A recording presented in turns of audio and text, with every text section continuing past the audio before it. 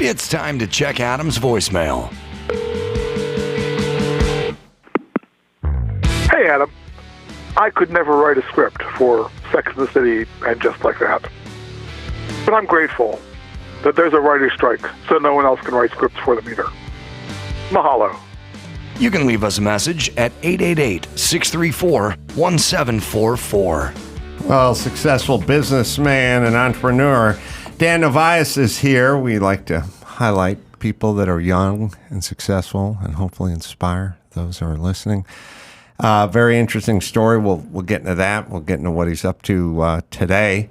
But first, just your history. Yeah. Well, thanks for having me. Sure. First and foremost, Adam.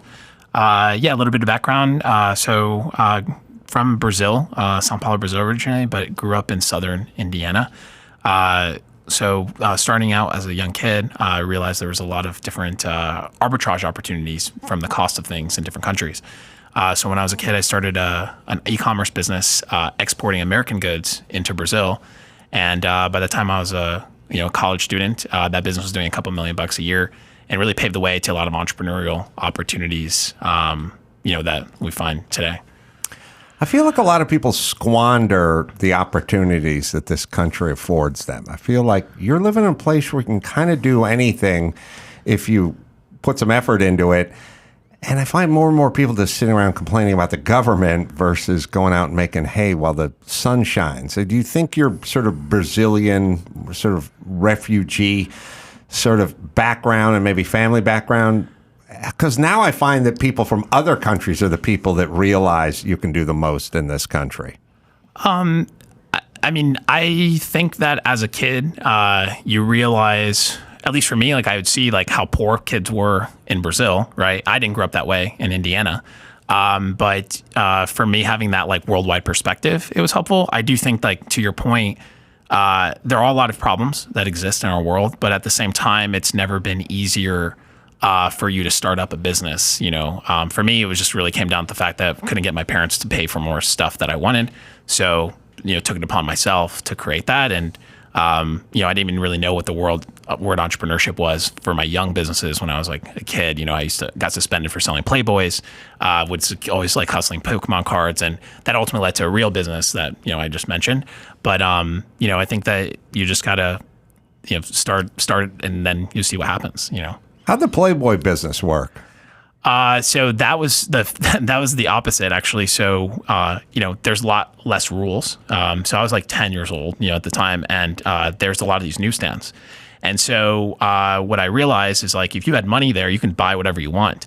Whereas here, that does not work that way. There, meaning? In Brazil. Mm-hmm. And so, my grandma used to live by a newsstand. I would walk over there and I'd buy like 5 Playboys. I'd bring them back home to, Indiana. And then I'd sell page per page to the kids until I eventually got caught and got suspended for selling porn at school. You'd sell per page? Per page, yeah. I mean, this is like, pretty early. This is before internet, internet was definitely happening, but not everyone had a computer. I was like, 10 or 11 years old. And for me, it was just like a logical, $20 a page, so it made like $500 really quickly. And then, then got in trouble. That was a bad day at my household, needless to say. Are your parents traditional? They've always enabled me to express my creative ways, but that day it was kind of like my mom was like, they're going to think it's your dad's and this and that, and that was where the chaos occurred, at my house. So, but needless to say, they've dealt with a lot of different stuff along the way of my entrepreneurial journey, just because you push the limits, and as an entrepreneur, you kind of have to do that. You have to think outside the box, and that ultimately leads to, bigger opportunities that are scalable. That just happened to be the thing I did, when I was in 4th grade. So you're in college, you're making $2 million a year. It was in revenue, so it wasn't all net profit, but yeah, right. I was making a good 6-figure sum for myself. Yes. And what do you parlay that into out of college? Yeah, so right around college, so what the business was doing essentially was exporting electronic goods overseas. I had a warehouse at the time that got robbed. And I actually lost a ton of money that day. And it kind of transitioned into me thinking about starting more digital focused businesses, because I was like, I can't get robbed then, right. And so at the time, apps were starting to get really big. And I actually went on the website Fiverr. I don't know if you're familiar with it, but it's basically you get anything for $5, and it was pretty small at the time. And I put an ad, saw an ad that was basically someone was willing to make an app for $5. So I just tested it out and ended up meeting this 17-year-old who, at the time, I thought he was from some third world country, and he was willing to make an app for $85, and was trying to justify it. And it turns out just being this high school student that was also an entrepreneur, wanted to be an entrepreneur, and we ended up making this app that. Ultimately, led the way to us making like a 7-figure a year business out of. I convinced him to drop out of school, and he ultimately became a co-founder of the company that we currently run today, which this is about 12 years ago. And so we moved into this, company that we run today, but used all the funding from these entrepreneurship opportunities that we did back 12 years ago, just from, a $5 ad into a 9-figure company. Is your, I've talked to a million entrepreneurs, and there's some people that make their bones because they have a passion for sports memorabilia or something, and then they end up making money off of their passion. And then there's other entrepreneurs who just like business. Like their passion is business. Yeah. Like an idea, or I'll invent an idea that's never been had, or I'll take a pre-existing idea and make it flourish. Yeah. You seem like an entrepreneur that likes business versus a certain subject. Yeah, I would agree with that. I think ideas and creating opportunities, like vision is what I'm more focused on, as opposed to I'm really in love with this one specific topic. I just enjoy the game of business. Is it about money? Is it about potential? Or is it about you being right? Because when you make money as an entrepreneur in business, it's sort of validating. You're like, I thought there would be a market for this. Yep. And I introduced this thing, and there was, and I was correct. Yeah, I think when I was younger, I used to think it was about the money, and that the things would change. If I make a certain amount of money, then I'll really have hit it. But what I think I find over time, for me over the last 10 years, it's more about the validation of having an impact, and also you want to make money, right? But if that's your only goal, I think you're going to have a very stressful life in entrepreneurship, just because it's so many ups and downs, right? And money is just one element of it. So for me, it's kind of the having an impact, doing something that creates a big opportunity in the market. And making money will come naturally if you do that well, in that sense. And then also you kind of wonder, how do you infuse that into a young person? Because you obviously had it early, and it was probably nature. Doesn't sound like your parents were telling you to sell Playboys. It sounded like just something you had that I didn't have at all when I was young. I never even thought about it. Part of it is a kind of downtrodden spirituality where you're just look, here's how work works. You work, you do shit you don't want to do. You get a little bit of money. It basically sucks, but you get the weekends, and you can buy a 6-pack and go to the park. Yeah. That's all I knew work was. You get paid $10 an hour, and God willing, you'll get to $13 an hour one day. Yeah. But the entrepreneurial thing, it comes in all different shapes, sizes, and forms. It seems to almost be within you, like a musical ear. Yeah, I definitely think I am wired that way as a person. I do think for me personally, the light bulb moment was I did have one regular job when I was around 15, and what spurred all of this. Sure, I had those things I did when I was in elementary school, but I was working actually at a Polo Ralph Lauren store. And I was making about $7 an hour or whatever. And, I crushed myself for 2 weeks. And then I got this paycheck for $150. And that same week, this big tour bus of people from Japan came to this Polo outlet mall. They spent $60,000, and just me and one other person took care of them. And I'm thinking, I'm going to get some sort of commission. I sold all this stuff. And they gave me a $25 Arby's gift card. And I was I remember being so pissed about that, and I was man, I am doing the wrong thing. And then that's when I was why don't I use my employee discount to sell items these items online? And then if these people would have bought that, then I could have made 20% of $50K. Then I can make $10K. And then that created the whole thing. Then I took my dad's credit card at the time, which was our emergency credit card, bought 4 of those things, started selling things on eBay, made $1,000, kept the receipt to make sure I didn't screw my dad at the time. And then that started the e-commerce business. And so it was just kind of finding those opportunities, and you see something work, and then you're like, wow, like this is amazing. And then, then it's just like energy, from there. Where do you think we're heading, sort of, I don't know, as a nation, maybe globally? Like, are we heading toward a place where, people stay home and work? Are we heading to a place where we have, AI pushing a lot of people out of their businesses? Like, what do you think the future holds? Look, I think that the AI is here to enhance the things that we do today. It will take away a lot of jobs that are traditionally,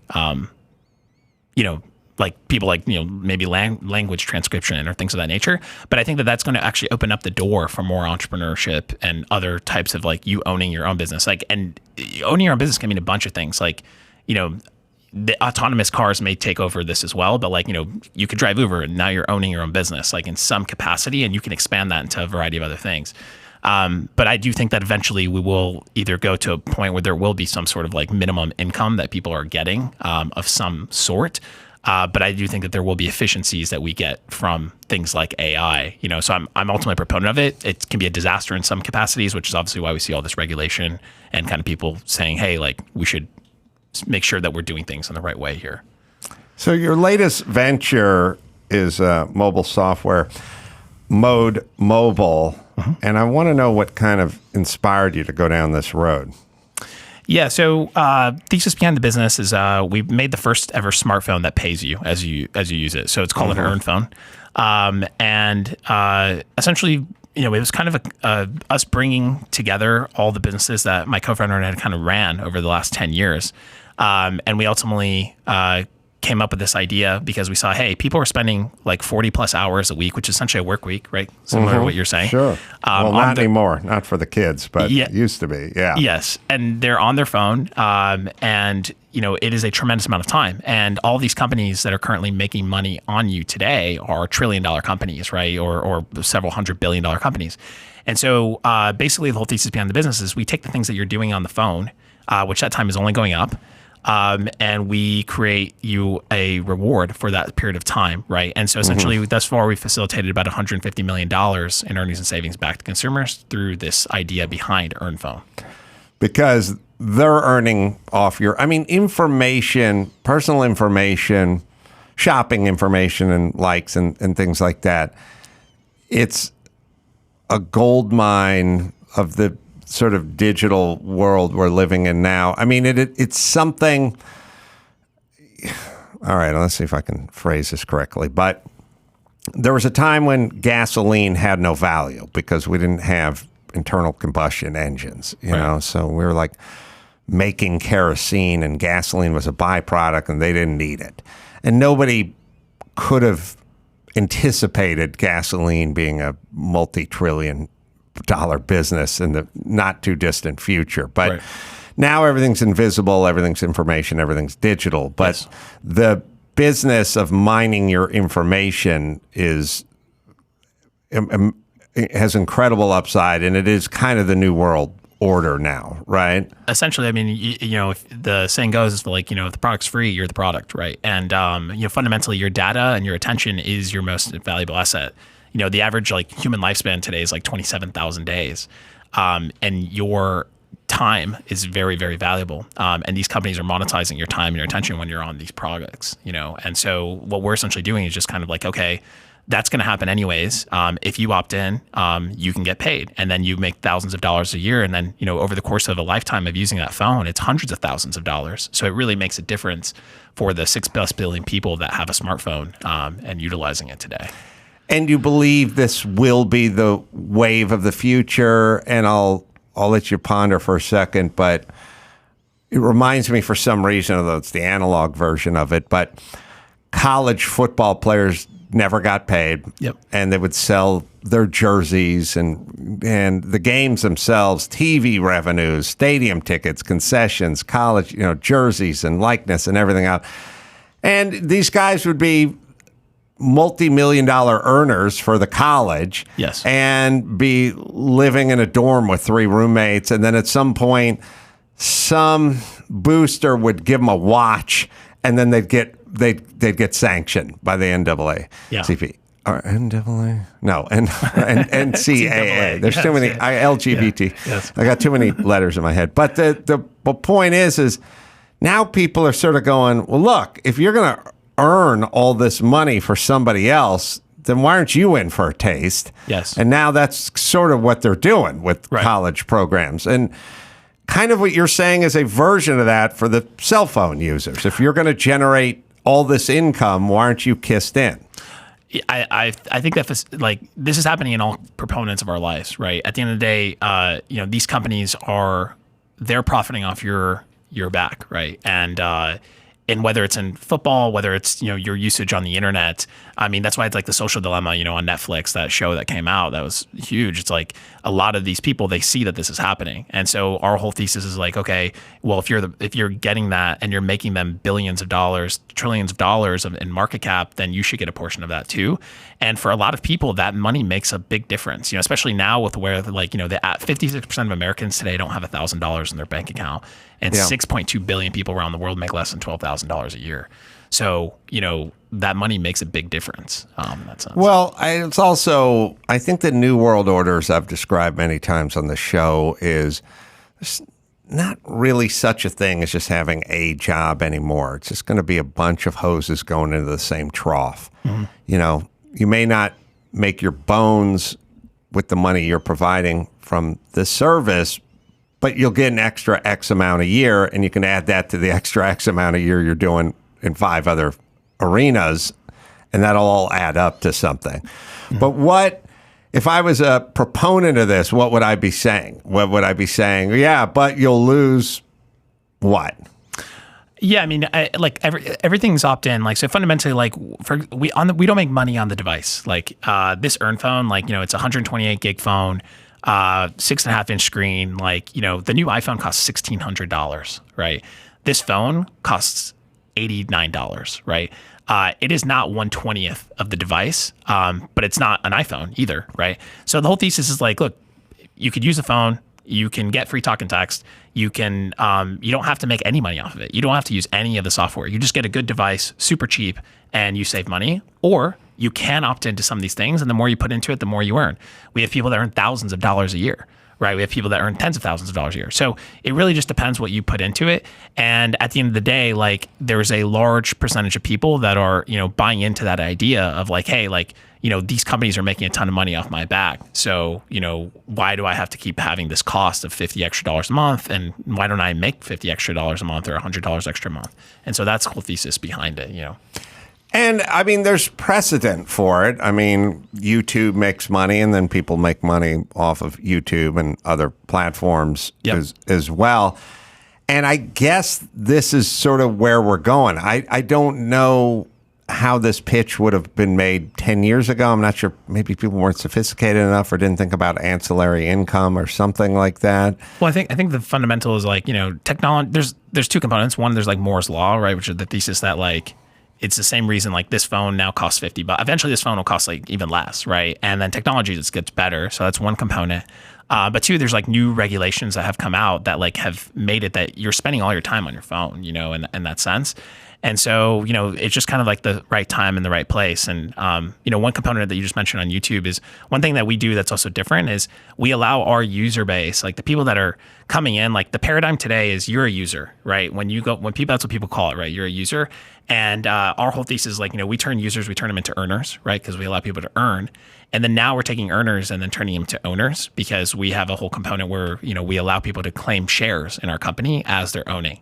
And so the whole thesis behind our company is eventually when we ideally one day we'd like to take this company public, that you have millions of people that own shares in this business. So really our way of thinking about the company is very different than the traditional way of thinking where it's hey, this is a community that we're really building of millions, tens of millions, hundreds of millions of owners in this business. And that's a whole thesis behind, kind of our model today. And who would be unhappy that you were doing this? Who would be unhappy that we would be doing this? I mean, I mean, you're taking away market share from, certain companies, I would suppose, like, the lower cost devices. I wouldn't say like company like Apple is like my competitor, because the people that are buying an iPhone, they're going to continue buying that iPhone. We really play in like the sub $150 device, which is, 6 billion people, more worldwide. And, we facilitate and help a lot of these platforms. The Facebooks and the Googles aren't going to be unhappy about necessarily what we're doing, because we ultimately are driving more engagement into their platform. All we're simply doing is we're taking a percentage of what we earn and we're giving it back to the consumer for facilitating that connection between these services. Whether it's like a game like Candy Crush, they'll pay us, we pay you a percentage of what they're paying us for you to engage with that product. Today, they're just paying that money to Facebook today. So maybe Facebook and some of these companies would get upset if we're taking their advertising dollars. Is that their model? I mean, whose model is this model? Is it Facebook would be number one? It's not that Facebook is running this model, but I mean, if you think about any ad network, right? What's happening essentially is like when a Robinhood, like a trading platform or a game, once again in front of you, what they're doing is they're going to put dollars into a Facebook or a Google, and it's like, hey, show this to Adam, and then Adam, you click on that, and then they pay Facebook. Our whole model is, hey, like, let's work with these games, these banks, these music platforms, and basically anything you're going to do on your phone. And they pay us, and then we pay you a percentage of what they pay us. And basically, we're just sharing the revenue with you. And so we're paying you per minute you play Candy Crush. We're paying you per minute that you stream music. We're paying you. So, users right now could get paid to listen to the Adam Carolla show, and stream in that sense. And what we're essentially doing is taking the audio advertising that may be running like in the middle of that kind of those segments and giving a rev share back to those customers in that sense. We're not taking anything away from your show in particular. You still have your advertising and however you're monetizing in that sense. Yeah, I think where we're at is back to the old adage with the Indians eating all of the buffalo, or like sort of utilizing all of the buffalo, or sort of like back to the one I said when they're making kerosene and they're dumping out the gasoline as like a byproduct. It's really kind of an efficiency thing, and really about, because I guess to me, and maybe most people ought to think this way. Life has so many devices and modalities and ways to, like, I don't know why, but I'll just tell you this, and I'll sound a million years old. But I'm driving in the Uber from Kentucky to the Kentucky airport at like 5:45 in the morning the other day with Mike August, my guy I travel with, and he says, God damn, I missed another wake-up call. You call these hotels, you tell me we want a 5 a.m. wake-up call, and as I'm getting dressed, somehow he woke up. I'm walking out the door, I'm hearing the phone ring. Yeah. I go, Mike, they screw up every single time. You tell me this every single time. And he goes, I know. They can't get their shit together. I go, Mike, your phone has an alarm on it. Use the alarm on your phone. Even I, who's the least technology-driven Cro-Magnon knuckle dragger in the world, I've figured out that my phone has an alarm on it, and I set it to get up at 5:15 in the morning in these instances because I no longer trust the wake-up call. But the point is my phone can do 2 million things, and I'm capable of using 4 to 5 things on this phone. Thankfully, one of them is the wake-up call. Yes. Mike can't even use that. So it's not really about does it exist, it's are you utilizing it? Right. Like that's the new world order is everything exists. Now, can you utilize it? Yes. Can you harness it? Can you make it work for you? Mm-hmm. And this is just one more modality for harnessing something and utilizing something and benefiting from something that you've created that shall exist. Yeah, and also that our goal is to do things that you're already doing, right? It's like we're not trying to reinvent new things for you to do. I mean, that's like, that could happen. But the idea is like you're using your phone for music streaming. You're using your phone to make calls. You're using your call to like to charge your phone. Like we pay you to charge your phone. You know what I mean? Like these things you're going to do. Like you have to do it. And so our whole thesis is like, how can we take those things and turn that into opportunities for you? I'll give people somewhere to go. You can visit .modemobile.com and learn, again, it's now one trough with 10 hoses going into it. This could be just one more hose going into that trough. Yeah, it's invest.modemobile.com right now. Oh, I'm sorry. Yeah. I'm sorry. Invest.modemobile.com. Say it one more time. Yeah, invest.modemobile.com. Right now, we are, as mentioned to you, we're doing like that crowdfunding component where people can become shareholders, whether they use the device or they can invest in the company. We've taken a very unique approach here. Much like I understand that you had done some crowdfunding in the past for, an IP troll that was ultimately. Yeah, I think it was a good example of like how things that are more modern inventions, such as crowdfunding, can be used for semi-righteous causes. It doesn't have to all be pay for my next children's book. Exactly. It can be, and it was also, there was just an article about it a few weeks ago. I read it, and I was too modest to bring it up on the air, but it was like 10 years since the patent trolls went after us. And the way the patent trolls work is they go, look, would you like to just write us a check for $700,000, or would you like to be drained dry of your finances and your soul as this thing goes through a long, costly legal battle? Right. So people are generally business people, and they go, look, it's not a matter of whether they're right or whether they're wrong. Right. The question is do you want to cut them a check for $700K or $2.3 million when you're done with the legal battle? Yeah. And so most business people go, well, I'll just cut them the check. Right. But the threat of draining you financially in a prolonged, protracted legal adventure goes out the window when the crowd pays your legal fees. Right. So not only did it save us being run dry from the legal fees, but the message was sent to them that this barrel that you bend everyone over, there's no barrel in this case because the crowd is picking up the tab. And I think that like the reason that we chose crowdfunding again is like these people that are backing our company, they believe in what we believe. In your case, like they believe what you believe. Hey, this is wrong. Like we don't support this. And then, that you were ultimately able to change like a whole, an entire person's business, and his entire business was to drain people like in this industry, in the podcast industry. And that's essentially like what I see as the power of crowdfunding. And that's why we as a business chose that with this really unique model. And we think that we'll be the first private company to have over 1 million shareholders in our business because we have, the massive amounts of people that believe in what we believe. And that's the path that we chose. Well, one more plug. Invest.modemobile.com is where you can go to be a part of it from an investment standpoint, or just profit off it when you sign up for it. Anything else, Dan, we can tell people about you or where to find you or any of that good stuff? No, that covers it. That is the main place. I'll be able to find info on the company. Thanks for joining us, Dan. Thanks for having me, Adam. Appreciate it. Till next time, Adam Crawford, Dan Navias, and Jonathan Kite, Jialing Summers, and me. I'll be in Irvine. I'll be in San Francisco. I'll be in Spokane, Washington. You go to AdamCarolla.com for all the live shows. And until next time, this is Adam Carolla saying mahalo. The Adam Carolla Show is